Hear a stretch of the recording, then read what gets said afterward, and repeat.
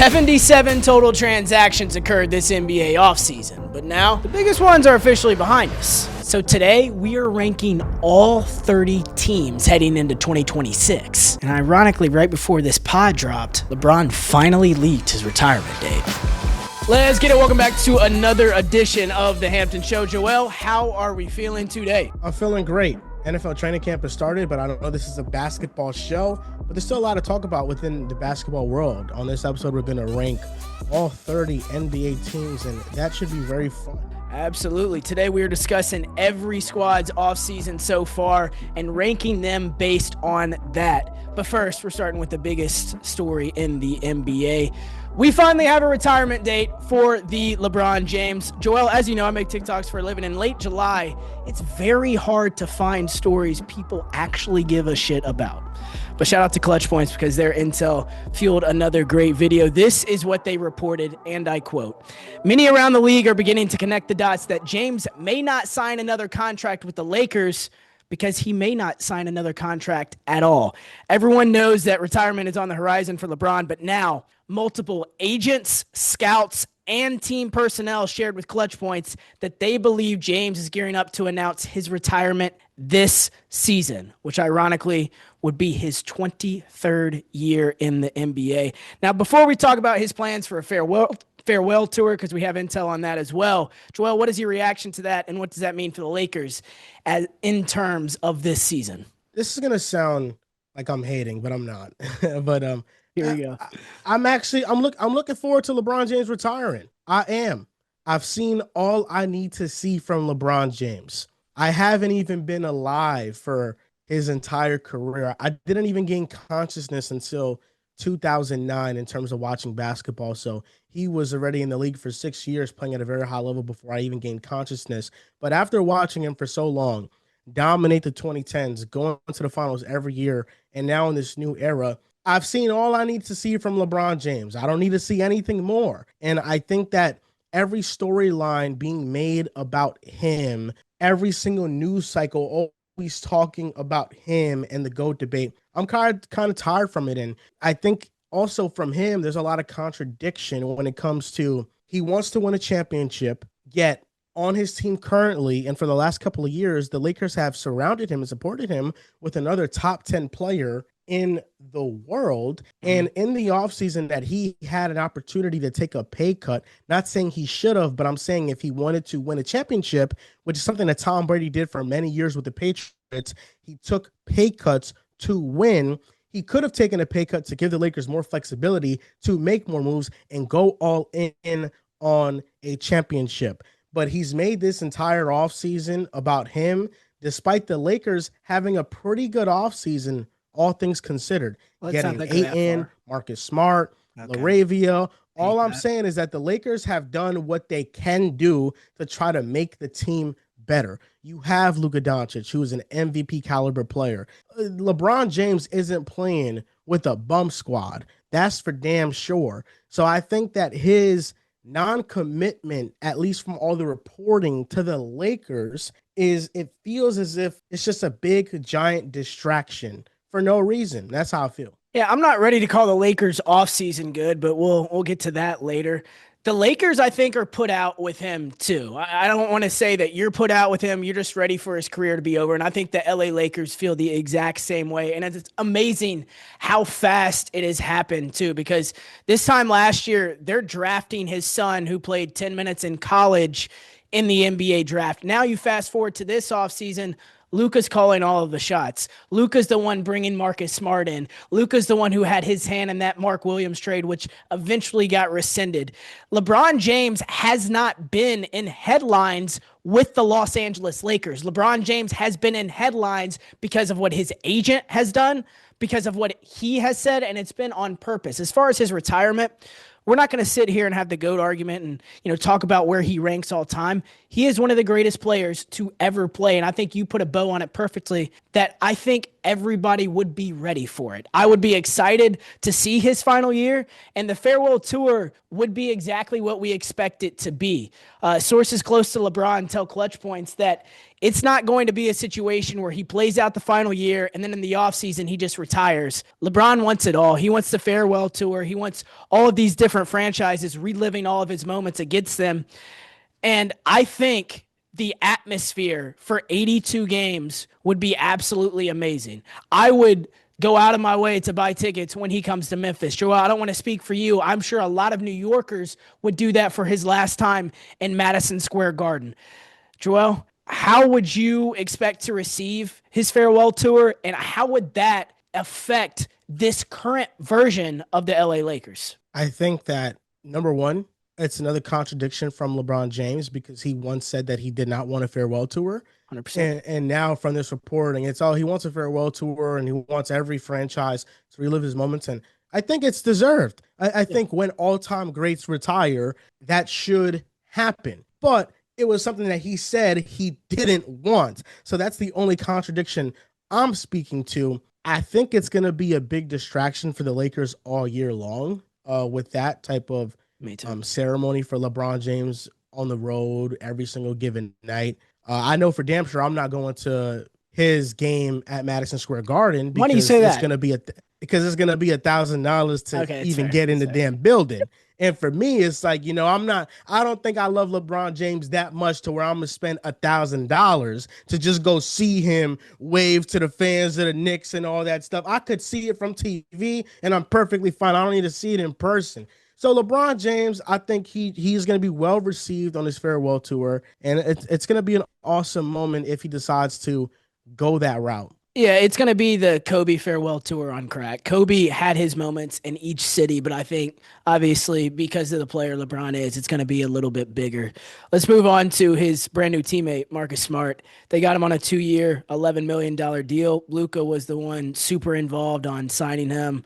Sources say he called him not once, but multiple times to sway him to get him to sign with Los Angeles. To me, that was the biggest takeaway from this. Early in his career, Luka Doncic was a guy who would always say, I just play basketball. I'm not here to figure out the roster. Now he has his fingerprints all over this. Like I said, Mark Williams earlier at the trade deadline. Now the Marcus Smart signing. Now, even at the beginning of the summer, he sat down with Rob Pelinka and JJ Redick at dinner in Los Angeles before he went overseas, and Rob Pelinka was seen with massive files in his hands. Yes, you can say it's about contract extensions and all the options there, but the contract extension's simple. They're either going to offer him that max 4-year deal or he's going to sign something shorter. It looked like they prepped him for what their plans were in free agency and moving forward. Luka, a guy in Dallas before Nico Harrison got there, really didn't care about what was going on. Now that he's been burned by Nico, he wants his fingerprints all in this. What is your reaction to that and the signing of Marcus Smart? I've always been confused about the reporting on the Lakers' differing timelines, where LeBron's camp is saying, we don't feel like we're really the priority because they want to focus on Luka in the future, and that's fine. When Luka's future is now. He's not 21 years old. He's not a young prospect. The Lakers' future with Luka is right now trying to compete for a championship, which is the exact same timeline that LeBron James should be in right now. It's competing for a championship, and Luka being hands-on is good. I will say the large files that Rob Pelinka was carrying and holding, it was all for nothing, because two of the biggest offseason moves for the Lakers have been buyout players. You just said it was good, gifted though. From the players. I know it is good. The only reason they got Ayton is because the Blazers bought him out. That is lucky. The only reason they got Marcus Smart was because the Wizards bought him out. That's lucky. The Lakers, these players, these moves have fallen into their laps. They have not had to lift much of a finger, if at all, to get these things to happen. There is a real possibility. The LA Lakers obviously had to waive Jordan Goodwin to bring in Marcus Smart after his buyout. There's a real possibility that Jordan Goodwin is better in 2025 than Marcus Smart is in 2025. If you put Marcus on any of those faster, quicker twitch guards in the Western Conference, he's not going to be able to handle it. The bigger guys he can still hold, but this is a guy who's played a combined 50 games in the last 2 seasons. I'm not sure I would rather have that version of Marcus Smart on the team over Jordan Goodwin, a guy who came on late last year and had a pretty decent run. I've watched Marcus Smart not play season on end. I don't know how he fits schematically in a lineup with LeBron James, Luka Doncic, and Austin Reeves. Even if you stagger those three guys, he doesn't fit next to any three of them. Yes, he was a great defender at one point. I'm not arguing he's still not a good defender, but the problem is he's a willing shooter. Do we really need him taking the shots that he likes to take next to Austin Reeves, LeBron James, and Luka Doncic? That was my problem with this signing. I'm glad Luka's more involved because his timeline is win now. And as far as the farewell tour for LeBron James, that can be a bit of a let me think about this for Luka Doncic and see how this year goes, because that will definitely be a distraction this season. I'm not going to take away from LeBron. He deserves that. But as far as a Marcus Smart thing, there's a world Jordan Goodwin has a better year. I think that's absolutely crazy that you're even insinuating that Jordan Goodwin has a better year. Jordan Goodwin is on the Suns now. Yep. He was on the Suns before the Lakers, and before he had a couple game stint with the Lakers that was good, he was a player that virtually was nobody. He didn't play any meaningful minutes. He wasn't in a rotation, and he's not better than Marcus Smart. And let's get one thing straight. Playing for the lowly Memphis Grizzlies is not the same as playing for the glitz and glamorous Los Angeles Lakers. So I know I see the Ja Morant poster behind you, and you didn't like Marcus Smart's tenure with your team. If you think for a second the tenure with the Grizzlies is going to be the same as his tenure with the Lakers, you are heavily mistaken. His tenure with the Memphis Grizzlies was a complete and utter failure. Not only that, he had to watch his team literally win a championship right after he left.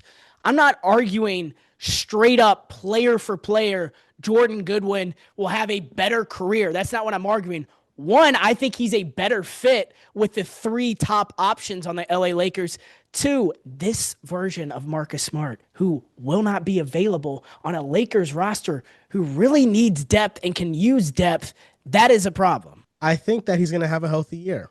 I'm putting my faith in it. I'm putting my chips in that. I think he's going to have a healthy year. And I think the Lakers have been really good this offseason, getting DeAndre in, getting a center, their biggest need.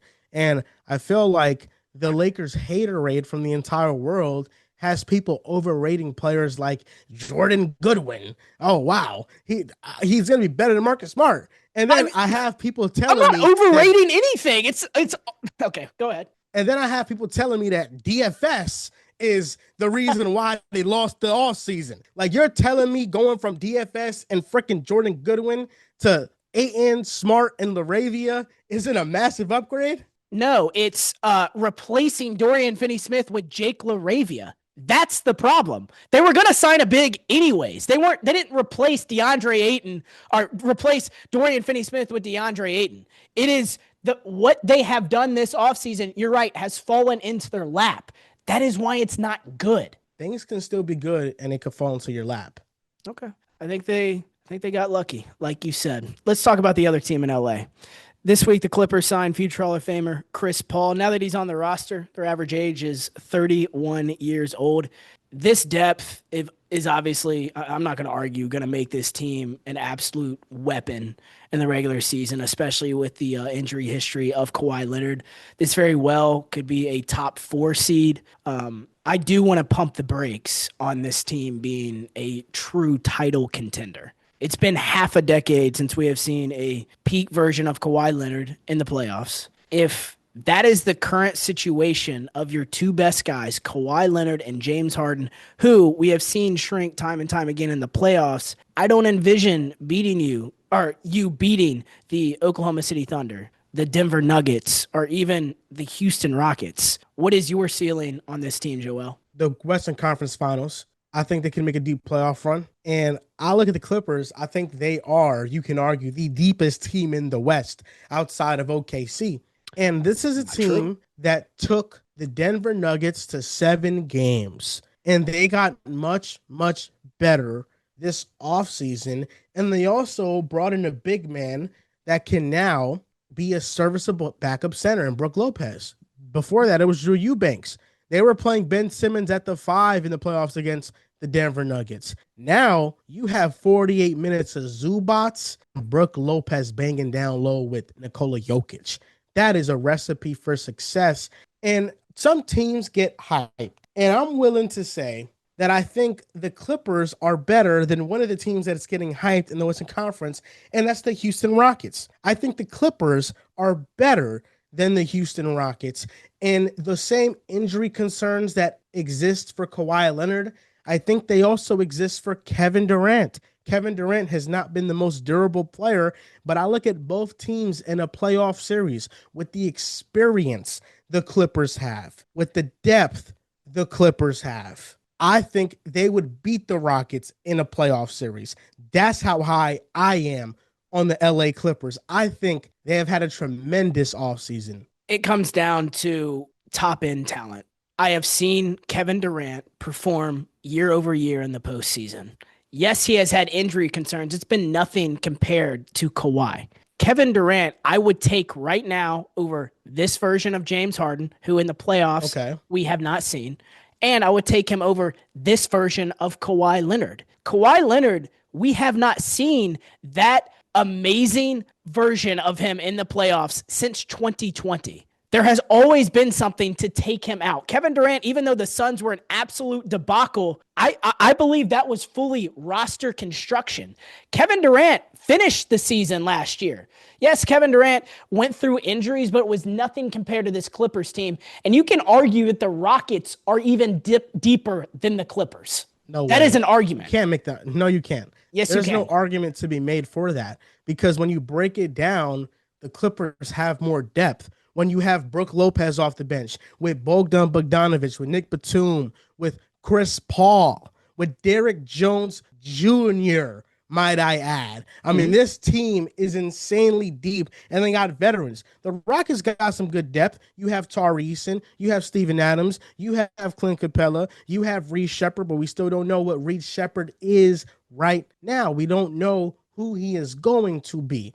I think the Clippers have more depth. That's why I said I think they are the second deepest team in the Western Conference. You could make an argument that Fred VanVleet, Amen Thompson, Kevin Durant, Jabari Smith, and Alperen Şengün can go head-to-head against the Clippers. As far as depth, you already said it. Tari Eason, my guy Dorian Finney-Smith, Jayshawn Tate, they found a way to re-sign. Jeff Green, Steven Adams, Clint Capella, Reed Shepherd, who we have not seen the best of yet. And this week they signed Josh Okogie. That depth is very comparable. Really? Yes. Josh Okogie is a 12th or 13th man. Yeah, that's a lot better than anybody else's 12th to 13th. I don't want Josh Okogie being a nothing man on my team. I don't even want him on the roster. Stop it. Okay, the five off the bench of the Rockets can be compared to the 5 off the bench for the Clippers. That's the argument. The Thunder, the Nuggets, it's not an argument. And you're talking about the conference finals, and at best, let's say you win this Rockets argument, at best, they're the 3rd best team in the Western Conference. I'm just struggling to find this amazing Kevin Durant in the playoffs since 2021. Because 2022, did he not get swept by the Boston Celtics? Oh yeah, he did. Ime Udoka was an assistant. Ime Udoka was an assistant coach on the Nets the year before, and literally coached the Boston Celtics the next year and had to play. Okay, had everything on him. Did Kevin Durant have his worst series of his career in that series? Yes, he did.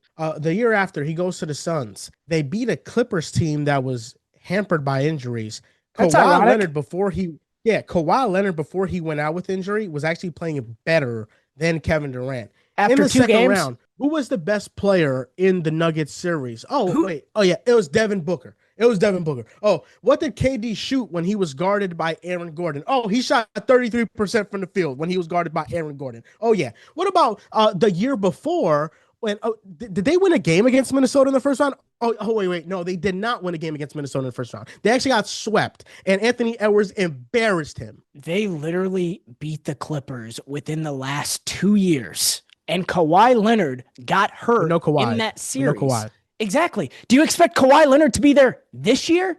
Or do you expect, he played in 2025. They still couldn't get out of the first round because it's not the same Kawhi Leonard. Injury is always going to be the biggest thing holding back Kawhi Leonard. For sure. But this offseason, he's healthy. Last year in the regular season, James Harden and Kawhi Leonard, when they played on the court together, were a 60% win percentage team. They were one of the very best teams win percentage-wise in the Western Conference, and they got better. The injury concern is always there with Kawhi. I'm not saying it's not there, but I'm saying fully healthy. Both teams go toe-to-toe. Part of me just trusts Kawhi Leonard and the Clippers a little bit more. Yeah. I saw Kawhi Leonard last year during Summer League. If you remember correctly, last year during Summer League was Team USA training camp. And it was a Monday that he got randomly dismissed from that team. Kevin Durant, with an injury, was like, no, bro, like we'll have a starting lineup spot waiting for you. And they did, and they went on to win a gold medal. Kawhi Leonard did not even make it overseas because they dismissed him. 3 days later, he's in Zug nightclub at 3:30 in the morning, partying with Paul George, another guy with history.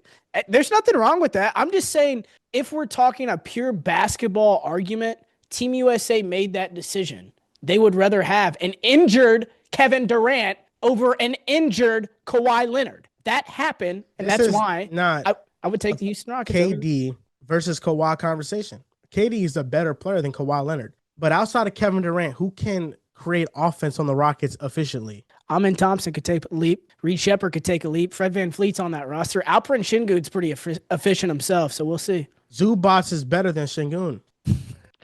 Defensively, yeah. Offensively, yes. He's better. Okay. He's more efficient. We'll see about them.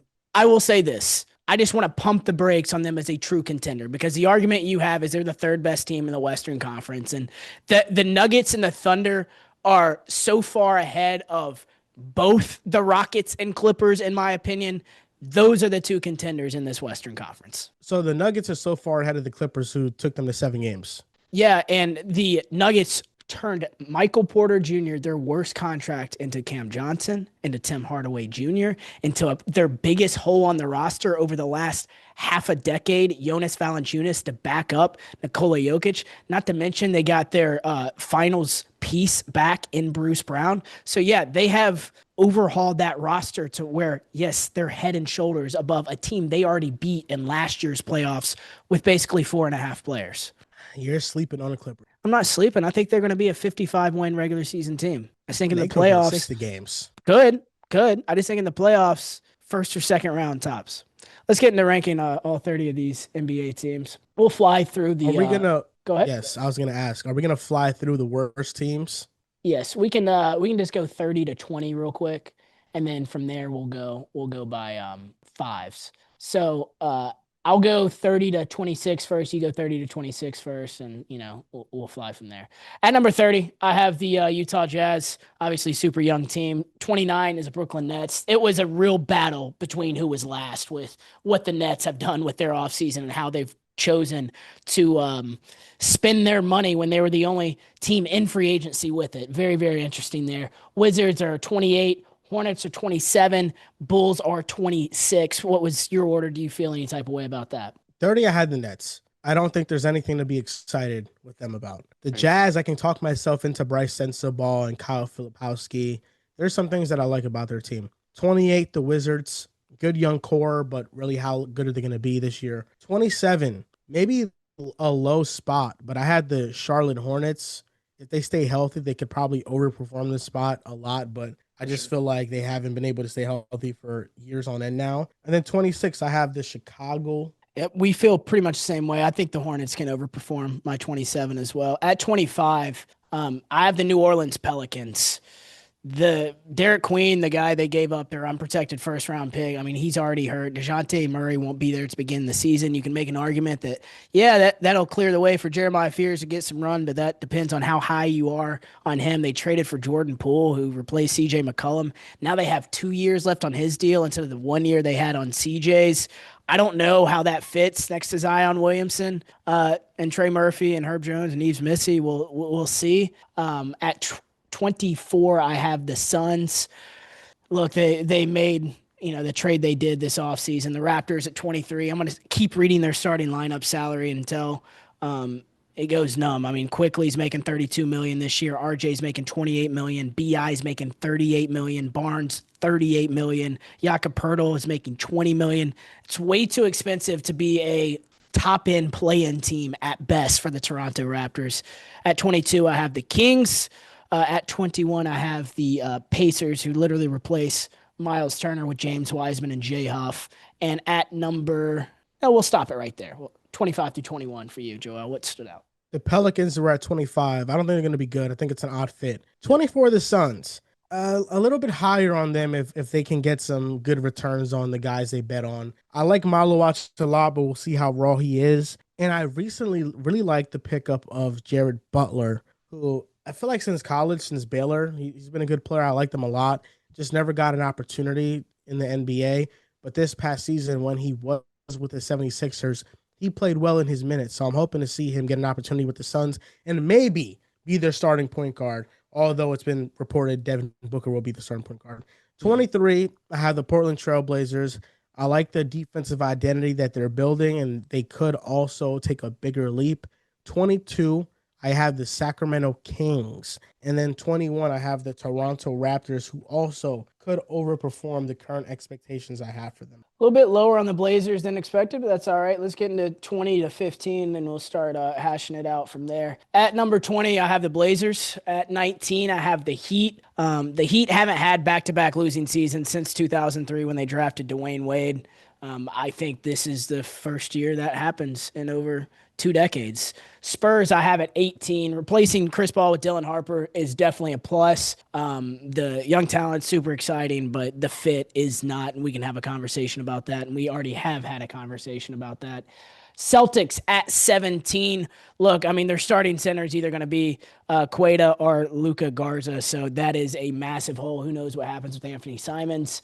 At 16, I have the Milwaukee Bucks. The obvious reason why I still have them in the top 16 is that Giannis Antetokounmpo is still there.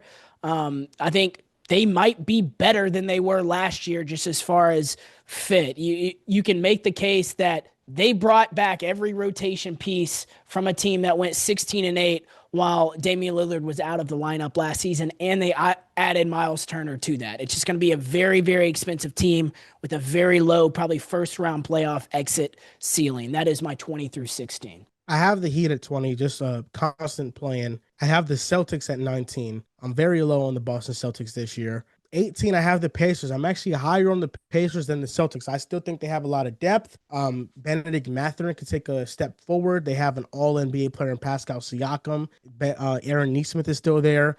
I'm surprised he just scoffed at Jay Huff like he's a nobody when you know more than anybody that he could play very well. He can't defend. I'm surprised at that. And then Andrew Nembhard, good player, breakout candidate potentially. I'm excited about Jarris Walker minutes. They still have TJ McConnell.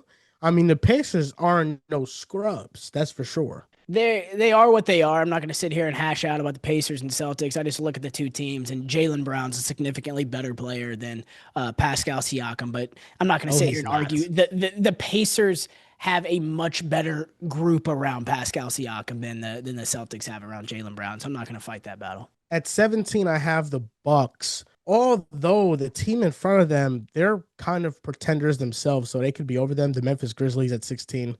And then I think that's where I ended. You know, we're going to go 15 to 11 next. But yeah, I have the Grizzlies at 16. Yep.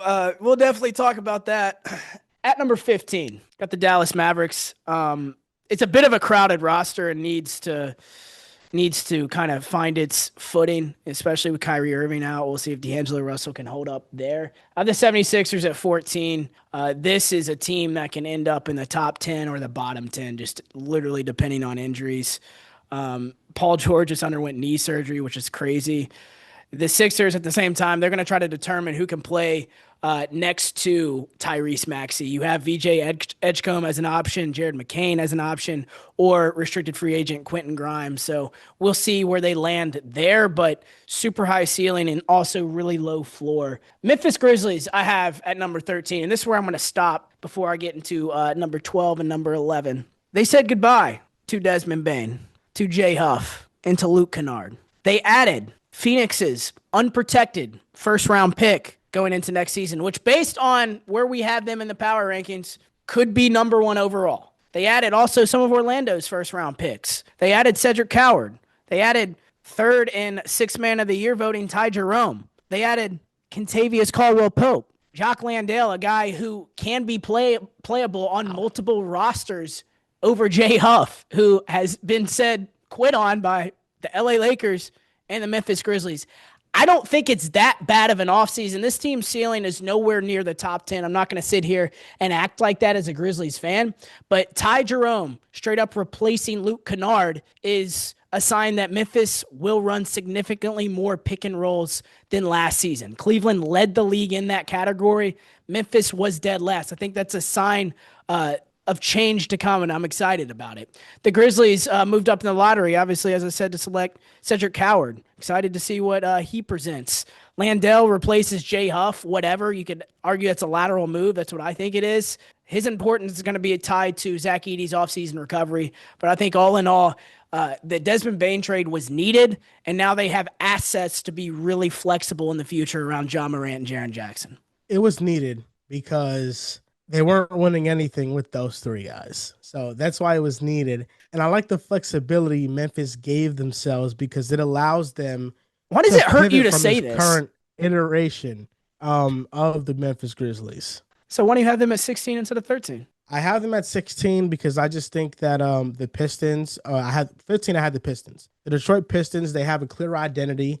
They have an easier pathway in the East to contend. Cade Cunningham, I think, is the best player between those 2 teams. And I like the addition of getting Karis LeVert. I like that Jaden Ivey is coming back. This is a Pistons team that they're betting on their internal growth. They're betting on the growth of Cade, on Duren, on Rasard Thompson, on Jaden Ivey, on Isaiah Stewart. And I think they're smart to do so. Number 14. This is where I had the Philadelphia 76ers. They're injury prone, but if they can stay healthy, if Embiid can give you a healthy season, then they could be even higher than this, I think. But for now, because I'm taking into account the injury stuff, I had them at 14. At 13, I had the San Antonio Spurs. Probably higher on them than most. The San Antonio Spurs, the leap that they're about to take. The Spurs are going to be one of the very best teams in the Western Conference. They're going to be a top 6 seed, I believe. I think Wembanyama is going to lead them there. I think De'Aaron Fox being an all-star is going to be very big for where this team wants to go. And I like the players they have around Wemby and Fox. You have Devin Vassell. You have Harrison Barnes, who was an impactful player on the 3rd seed just a couple years ago. You drafted Dylan Harper. You have the reigning Rookie of the Year and Stephon Castle. They also signed Luke Cornett for some center depth because that's what plagued them last year. When Wemby was on the floor, they were one of the best defenses in the world. When he was off, they fell all the way to 30th. So I look at the San Antonio Spurs, and maybe I'm a year too early, but I'm banking on being a year too early because with generational talents like Wemby, like LeBron James, like Luka Doncic, they make their imprint on their team and on the league earlier than everybody expects. Literally what everybody said last July as well. Someone is not going to start between De'Aaron Fox, Stephon Castle, reigning Rookie of the Year, and Dylan Harper. That's a good problem. Yes, you're right. It is a good problem, but it is a problem. And that is why having the Pistons and the Grizzlies behind them, to me, is a crime. San Antonio used their lottery pick on Carter Bryant. He looked good in the summer league. We shall see. But Luke Cornett paying what they paid him felt like a massive reach. Kelly Olynyk coming now to the roster, a guy who really hasn't affected anything the last 2 years he's been in the league. I don't know how much their depth helps them. And you can talk about the 3 guards in the back and saying it's a good problem, but you cannot ignore that it is a problem. This is the second week in a row where you're just acting like this is going to be the future. They're just going to have 3 guards. And oh yeah, by the way, they're paying Devin Vassell $30+ million to still be there as well. And they have not won anything with Devin Vassell on this roster. It is a problem. It is the fit. This is not a bet against Victor Wembanyama. I think this team is going to be a top-end play-in team. But as far as like top 6, top 5 team in the West, that's a stretch. I trust the Detroit Pistons and their identity right now over I trust the San Antonio Spurs. I have a question for you, and I have a statement. First, I'll start with the statement. The Memphis Grizzlies right now, Zach Kleiman, if he was asked, would you trade your entire roster for Victor Wembanyama? He would say yes. Anybody would. Heartbeat. Anybody would. He would say yes. Okay, I agree. Yes. I would say yes too. That's number one. The Wembanyama greatness factor is a big thing in this scenario. And then the question, why is it a problem? It is a problem because those are 3 all-star caliber guards who do not fit next to each other. Just like Luka Doncic. Harper's all-star caliber as a rookie? He could be. Just like Luka Doncic playing next to LeBron James. Yes, that is amazing. They're 2 future Hall of Famers, but we'll see if the fit works. I don't know if this fit's going to work, and a lot of people in the league seem to not think it's going to work, that Fox is going to be on his way out the door. Last time I checked, a team led by a 3-guard lineup won 60 games last year with Garland, Mitchell, and Ty Jerome. It works. It can work. It can. I think it's a good thing that they have 3 guards, 3 players that can constantly initiate and play make and score. That's a great thing. There are so many different ways I can go with this. The fact that, yes, we can talk about Dylan Harper being compared to Ty Jerome. It's an impressive comp. Devin Vassell's still in this. The Devin Vassell piece is what makes this really tricky. He is a very willing shooter. I don't know how his defense will be able to comp for everything else. You have Victor Wembanyama behind them, but as far as like perimeter stoppers, you have nothing. And you've seen what that can get you in Milwaukee. Giannis is one of the greatest generational defenders in the history of the NBA, but it did not stop their lack of perimeter defense. That is the problem. There is only one ball in between those 4 guards.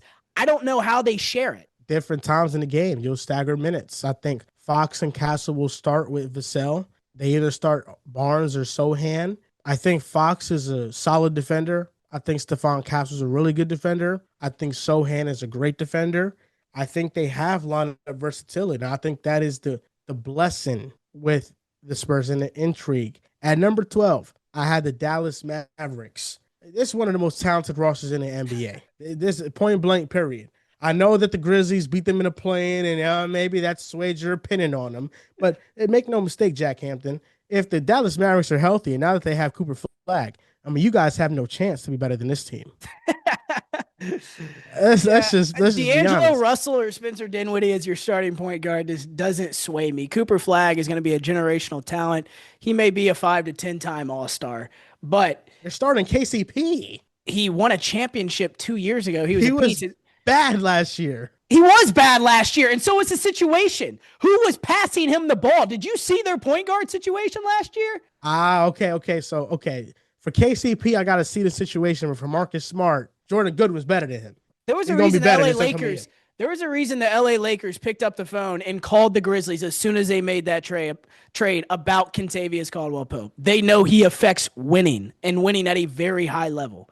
Cooper Flagg, this Mavericks team, yes, I think they have a super high ceiling. Am I going all in on Cooper Flagg, Anthony Davis, and Derek Lively frontcourt? I don't know how that's going to fit. I don't know how it's going to look yet, especially when they have a lack of facilitation in the backcourt. D'Angelo Russell is not known as an assist merchant. He's not known as a great defender. And Spencer Dinwiddie being added to this, I think, messes it up even more. I would love if Quentin Grimes is on this roster, but they traded him last year. Dinwiddie's on the Hornets. They have Brandon Williams. Oh, excuse me. I can name 8 players on the Mavericks that are better than KCP. Go ahead. Anthony Davis. I just want that's easy. He knows. I just want to hear 6, 7, and 8. Kyrie Irving went healthy, by the way. Give me Cooper Flagg. But he's not. But he's not going to be healthy. That's what goes into this ranking. It is for 2026. All right. Cooper Flagg, PJ Washington, Daniel Gafford, Derek Lively. Yes, I'd rather have them than KCP on my roster. PJ Washington. You already said PJ Washington. Oh, my bad. Najee Marshall then. Najee Marshall. I would not rather have Najee Marshall than Kentavious Caldwell. Najee Marshall. And then Klay Thompson. That's 8. Yeah. Yeah. Klay Thompson and Najee Marshall's a little bit of a stretch. Mavericks, I'm excited to see what they look like, but I'm not expecting them to contend in the Western Conference. At number 12, by the way, so we can move off this Grizzlies thing. So I'll have to And at defend. number 11, I have the Orlando Magic. Okay. Orlando Magic. At number 12, I have the Atlanta Hawks. I think their additions have been amazing. Obviously, adding Nikhil Alexander-Walker and Kristaps Porzingis, Luke Kennard as, end of bench depth is not bad either. But are we just never going to talk about what has happened to Porzingis again? I think having the Hawks in the top 12 is a significant, significant jump, and they're going to be in a weaker Eastern Conference. But Porzingis does concern me. He's missed an average of 28 games per season in the last 4 years. Jalen Johnson he's averaged 36 missed games per season in his 4-year career. So I think those are two question marks that's why I don't have them in the top 10 just yet, but I do have them making a significant jump up to 12. The Pistons I have at 11. I mean, this is a team that took the New York Knicks to a 6-game series, and you could have argued should have won that series based on end of game situations, things that happened in New York. So I think the Pistons are proven. They're not a middle of the pack team. This is a borderline top 10 team in the entire NBA. Yes, I think the lateral move of adding Karis LeVert and Duncan Robinson doesn't change much, but it's a bet on youth. And people forget Jaden Ivey was not around towards the end of last season. They get him back fully healthy. That's the reason they traded for Dennis Schroeder to begin with, because Ivey had went down. Now you replace Dennis Schroeder with Jaden Ivey. I think that's a plus. And you get the shooting that you're going to miss with Malik Beasley and Duncan Robinson. So I'm excited about them. Those are my 12th and 11th ranked teams. Yeah, I like what you mentioned about the Pistons. I think that the veterans they pivoted to are better than the ones they had last year, more consistent, and they still have their youth. Number 10, I went with the Atlanta Hawks. Don't feel great about it, but I like their upside if they can stay healthy. I think they're one of the most talented teams in the league. Number 9, the Golden State Warriors. Kind of getting slept on a little bit. I know they're old, but last year, after the All-Star break, after they got Jimmy Butler, they were one of the best teams in the NBA, and we didn't get to see them at full strength in the playoffs because Jimmy got hurt in the first round and Steph Curry missed the second round. We never got to see how far this team could go. Number 8, this is where I have the Los Angeles Lakers. They had a really good offseason, all things considered. 2 buyout options that fell into their lap, and I don't think that people are prepared for the Luka Doncic that we're going to get this upcoming season. When Luka Doncic missed the playoffs in the 2022 and 2023 season, I was the one that said he's going to the NBA Finals and he's going to lead this Mavericks team. I was the one that said PJ Washington and Daniel Gafford were needle movers, and I was the one to pick the Dallas Mavericks to go to the NBA Finals and win it, but they lost it, but they went to the finals. And I think now Luka's on a revenge tour. This is his first full year with the Lakers. He's going to be healthier as well because last year he was dealing with nagging injuries. And I'm going all in on Luka Doncic.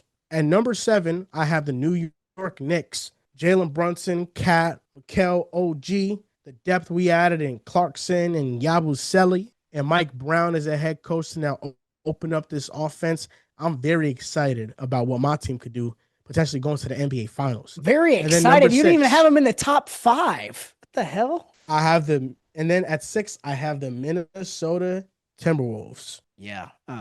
We'll have a conversation about the Knicks. God, they were a Final Four team, and you have them at 7. You have them taking a step back with the new. Okay. All right. Number 10. Not a step back. They're the second best team in the East. 7th rated team is a step. That is preposterous. The West is stacked. Especially compared to what I have them ranked. At number 10, I have the Warriors. They need to resolve the Jonathan Kuminga thing. They need to sign Al Horford. If they don't have a big on the roster, I mean, outside of Quentin Post, we'll see what ends up happening with them. I got the Lakers at 9. You're, a spot higher on them than me. You're talking about Luka's revenge tour. I think Luka's revenge tour is going to be overshadowed by LeBron's farewell tour. And I'll just end it there. At number 8, I have the Orlando Magic. Feels like the core is pretty much locked in, and that's a scary thought. If for whatever reason it doesn't work out, that your ceiling could be the 8th team in the NBA. So we'll see what happens there. At number 7, I have the Clippers. Beal becoming available. via the buyout is lucky, and it gave the Clippers a major advantage. I think that is an upgrade over Norm Powell, especially with how he handles the ball. They use Powell's expiring contract to upgrade that front court as well. Sizing up Collins, I think that's an upgrade. Putting Brook Lopez behind Ivica Zubac is going to be an upgrade. This team is going to be an amazing regular season team. I just question their, playoff ceiling outside of the second round. We'll see. At number 6, I have the Minnesota Timberwolves as well. Re-signing 2 of the 3 free agents is not bad. Obviously, you re-signed Julius Randle on a 3-year, $100 million deal. I think that's great value. It is the reason you were able to, pay Naz Reid 5 years, $125 million. You strike out on Nickeil Alexander-Walker, but getting 2 out of the 3, I think, is the right decision. I think Minnesota has 3 players who could, vie for Nickeil Alexander-Walker being gone. Terrence Shannon could be a real possibility there. Rob Dillingham, hopefully, or Jalen Clark. But one of those 3 guys need to step up for them to be a top 6 team in the NBA. And I think Terrence Shannon Jr. will. He's that good of a player. Number 5, I have the Houston Rockets. Tremendous offseason getting Kevin Durant, DFS, Clint Capella. I'm very excited to see Reed Shepherd. The fact that those isolation touches and those shots are now going to KD as opposed to Jalen Green is something to be excited about. Number 4, I have the LA Clippers. Arguably the team that had the most underrated offseason, getting John Collins with Brook Lopez, with Bradley Beal. The lineup versatility they have. You can play Brook Lopez and John Collins, so you have ultimate spacing around Harden and Kawhi. You could play 5 out. Yep. You can play John Collins at the 5 for stretches. Derrick Jones Jr. is a good perimeter defender. They still have Chris Dunn. I'm looking at their defense still with Kawhi Leonard, Derrick Jones Jr., Chris Dunn, Ivica Zubac, who was an all-world defender last season. Brook Lopez, still a great defender. They have defenders on the interior and on the perimeter. I just think they have ultimate lineup versatility. I'm very high on them. Number 3, the Cleveland Cavaliers. The Cavaliers won 64 games last year, and then they got hurt in the playoffs. But I think if they're healthy, then they could be the best team in the East and fulfill their destiny that they should have fulfilled last season, which things didn't pan out for them. At number 2, I have the Denver Nuggets. I think they've had a really incredible offseason, but OKC still reigns supreme. They had a historic level season last year, and they're going to get even better. They're not losing anybody, and their young players are getting better. They're improving. They finally have that experience tag and tax off of their belt. They've won a championship. They got past Denver, which was a proven championship team, and now this team is going to be confident going into any postseason series next year, and I think that's dangerous. At number 5, I have the Cleveland Cavaliers. Like I said last week, they swapped out Ty Jerome and Isaac Okoro for Lonzo Ball and Larry Nance. Lateral at best for them. Also, you saw the unreliable backcourt that showed up for them in the playoffs, so we'll see what happens there. Outside of Donovan Mitchell, I don't know how confident I am in the rest of the roster to step up in the postseason.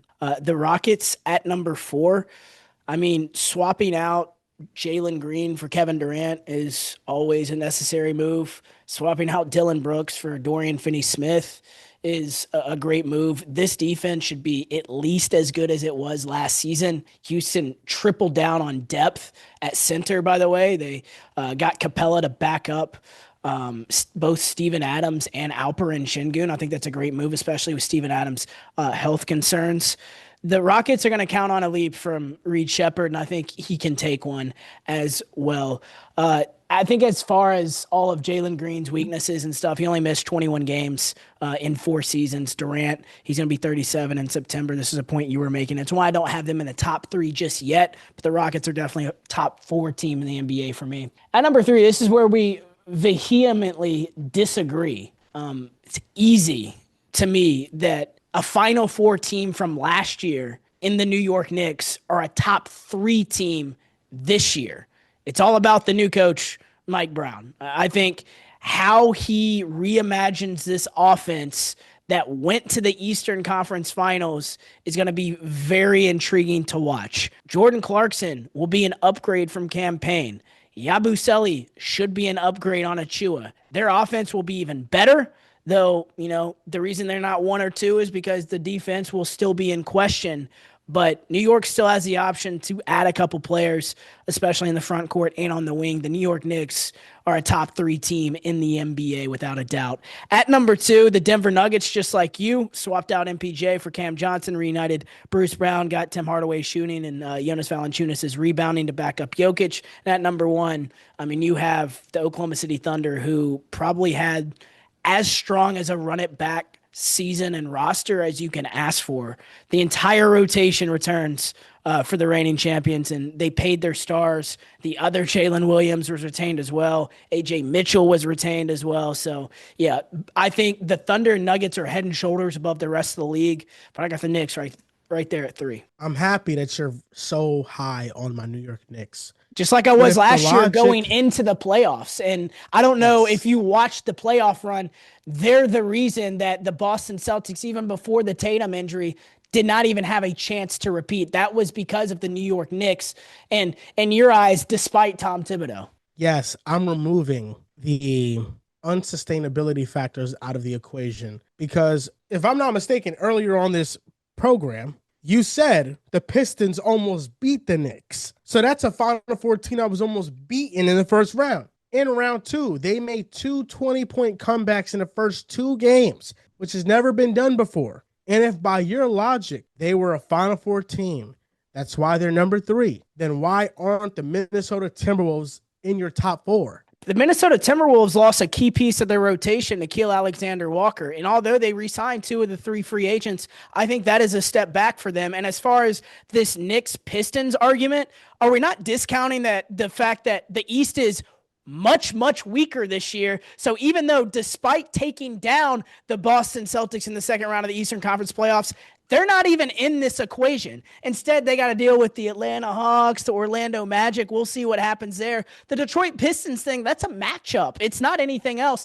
I think the Knicks are a top 3 team because they upgraded their coach and they upgraded their role players, and they will upgrade their rotation because the Mike Brown will trust his bench more. So let me ask you something. I find it hard to believe that if the Cavaliers at full strength met the Knicks last year, you would have picked the Knicks in a playoff series. Are you telling me I that you would have done so? 100% would have picked the Knicks against the Cleveland Cavaliers. If the Cavs were not hurt, they were at full strength. I would 100% pick the Knicks over the Cleveland Cavaliers. 100%. Okay. I picked the Pacers whenever I thought the Cavs were full strength. I have the Knicks as the second best team in the East behind the Cleveland Cavaliers. That's disrespectful, and shoot me. I have the Rockets over them. I have Minnesota over them. I think if the Rockets in Minnesota, if they were in the East, they would be the favorites to go to the finals potentially. Yes. I have the Knicks as the number 1 team in the Eastern Conference. And to me, yes, I love what Cleveland did last year. Lonzo Ball has played 35 games in the last 4 seasons combined. That is, I'm saying lateral at best when I'm talking about the Cleveland Cavaliers offseason. To me, it's not lateral. It's a step back. And you can make this argument for injuries, but that series was not close. It was a 5-game series. And if they were fully healthy, I think they may have lost to the Pacers in 6 or 7. A loss would have still been a loss to me, and that's how I viewed that series. So they took a step back because Ty Jerome left, who was terrible for them in the playoffs. They're going to take a step back because of how they perform. I think they're going to have an amazing regular season. It's just exactly how I view the Clippers. But as far as the 2026 and the postseason and stuff, I think the Knicks will go farther than the Cleveland Cavaliers. I hope so. I really do. I know. And you're considerably higher on them, but you have them at 7. I was like, I know I did not hear all of that in one sentence. Oh, I cannot wait. I'm so excited for this season. I got my Knicks at number 7, not even in the top 5. I was blown away. Yeah, I said I'm excited for the Knicks. Yes, I am. At Obviously 7, not. Perfectly fine spot. Yeah, if I perfectly fine spot. If I take a direct flight up to New York right now and I'm walking around the street and I, talk about how excited I am about the Knicks being an outsider, and I put them at number 7 on a list in the NBA, they're going to react some type of way. And I don't know if you're one of those fans who just don't want to get your hopes up. you didn't get your hopes up last year. It's like it's the most bizarre reaction from Knicks fans to me. It like they were mad they made the conference finals. I don't know why, but like it's not Ooh. like they beat the defending champions. It was just this bitter taste after the Knicks got bounced from the Eastern Conference Finals. In reality, that was a major success. And I think the fact that New York fans still rag on the Mikal Bridges trade, still rag on the Karl Anthony Towns trade, and now, we're sitting here talking, at least me, I'm talking about them as a top 2 team in the Eastern Conference, top 3 team in the NBA. I think that makes those trades worth it. And I was really reluctant for the Tom Thibodeau firing. I'm on record saying that, but I think Mike Brown was the only correct move, and they have made it. I'm excited for the Lakers. I have them at 8. You're excited for your Grizzlies. You have them at 13. Yeah, exactly. And I was looking up other lists and stuff, and I saw ranges. It was 13, 14, 15. I mean, that was normal, but I mean, where'd you have them? 16, 17, 18? Just it's haterade, bro. Approach. It's you hate on teams that your friends like, and you hate on teams that you like. Just be happy, bro. Just be happy. It's just the truth, man. I mean, look, I'm looking at the West. I'm looking at the Thunder. I'm looking at the Nuggets. I'm looking at the Rockets. I'm looking at the Clippers. I'm looking at Minnesota. I'm looking at the Lakers. I'm looking at the Warriors. I'm looking at the Mavericks. We're at 8. I'm looking at the Spurs. I don't see how the Grizzlies crack into that. I see. Spurs and Mavericks, pretty easy crack in to me. Cedric Coward hype. I mean, no, not Cedric Coward hype. I'm watching Ja Morant have a shoe release right now that I haven't really seen since Kyrie's days, KD4 days. This man's happy. He's actually in your city right now. He's going to China. Hopefully it translates into the basketball court. Yeah, he looks happy as ever. That's my bet, and I will keep betting on it and keep betting on it and keep betting on it. But Joel, thank you so much. Talking a little basketball in July. We're going to be talking basketball in August and September as well. But very much appreciate you taking the time, and I will see you next week, bro. Thank you for having me on.